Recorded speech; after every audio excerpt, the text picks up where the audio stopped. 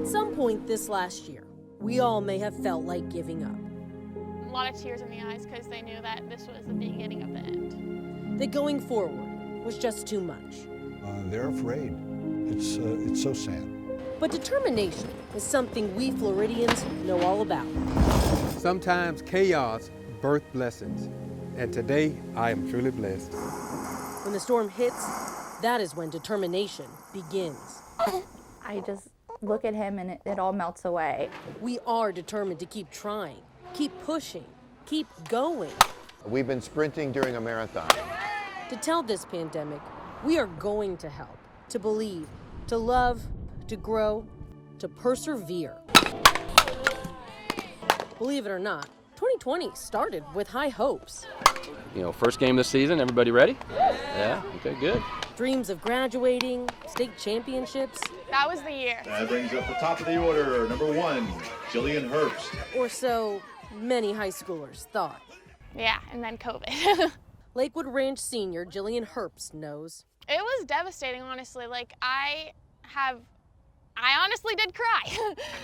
In the middle of an 8-0 season, COVID stopped everything for the Lakewood Ranch softball team last school year. This was our year. It was our year that we were going to win states for the first time. A lost season for a team, but more than sports, experiences gone. What did the pandemic do to your high school experience? It took a lot away. It really did. I've never been to a prom. I probably won't go to a prom. But for a girl who lost her mom unexpectedly in 2019, she knew, perhaps better than most, how to deal with tragedy and hardship. That's what it taught me. You can't control everything, and we have to let things change if they're changing. So we adapted with masks and a bit more distance. That's it! And the Mustangs made their team motto, "Find a way." And they certainly are not alone in that. That's Grandma's big boy. Yeah. Kayla Reynolds certainly found a way this past year.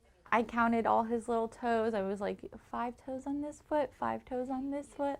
A way to bring new life into this world. We've had a bit of a baby boom. It was definitely a blessing in disguise. Kayla and her fiance Daniel welcomed little Riker on February 6th. I'm like, you're perfect, perfect, perfect. She was pregnant throughout all of the pandemic, which came with some limitations. My fiance not being able to go with me to any of my doctor's appointments, that was really hard. Giving birth in a pandemic is different. All medical things are different in a year of COVID. The nurse that was there with us, she actually was the other person on the other side of me holding my hand and telling me it was okay. But even with all that, just one look at him, and that bad vanishes. It all melts away. Within the pages of a scrapbook, Mom chose not to forget. And what made you make this again? I wanted him to see everything. I wanted him to know. Know the joy, the pain, and the hope. A lot of hope in these A lot of hope in these, yeah. For a bright future, at last.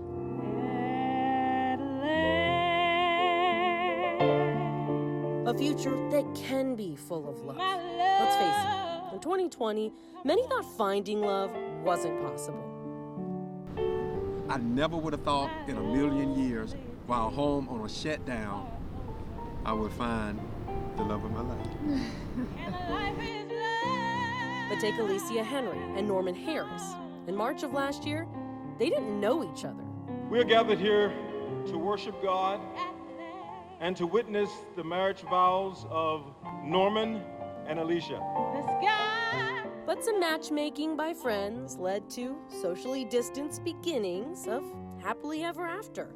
You have to meet each other where we are and make the best of it, and that's what we did. They set this day to say I do on Valentine's Day 2021.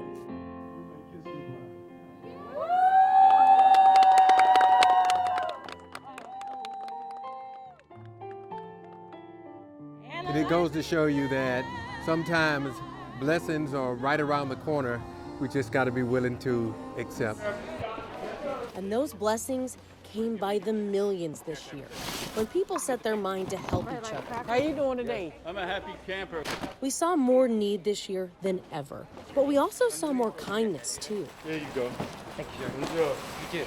People turned to help their fellow man on small and large scales. It's okay, baby. Yeah, it was overwhelming to see the response of volunteers. Metropolitan Ministry says the cry for help is loud right now, but louder still. Giving went up as a result of the pandemic, right? We thought we'd be shutting down programs. We expanded programs. Putting in the time and giving, neighbors, friends, volunteers. Volunteers like Bob Cosray, packing things up. But until further notice, I think this box line's going to just keep going. And Sophia Yarns, handing things out. We did things outside of the job description this past year. And while we tried to be there as much as we could, we know the best choice at times was to stay apart. Hi, Vic, how you doing? It's Janice from St. Peter Claver. How are you? Even when we couldn't physically show up, we never lost faith. Well, I'm calling you because we wanted to connect with our parishioners, just wanted to let you know that we care about you. Church is a bit empty this year. Oh, God.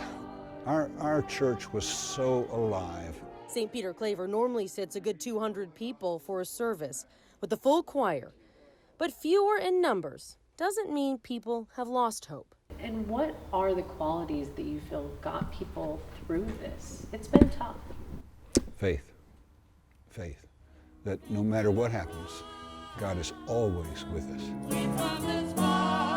Because we have come this far. This year, we did learn. We did grow. We learned to live for the now, to live for the moment. I am married, I am happy, and I believe I have a very, very bright future with Alicia Harris. We learned there are things the pandemic could never take away from us. Perseverance. Hope. Volunteering. Faith. That pandemic can't take that away. Can't take that away. Can't take that away. The pandemic can't take that away. We are one Florida, and we will get through this together. I'm Erin Murray, Spectrum News.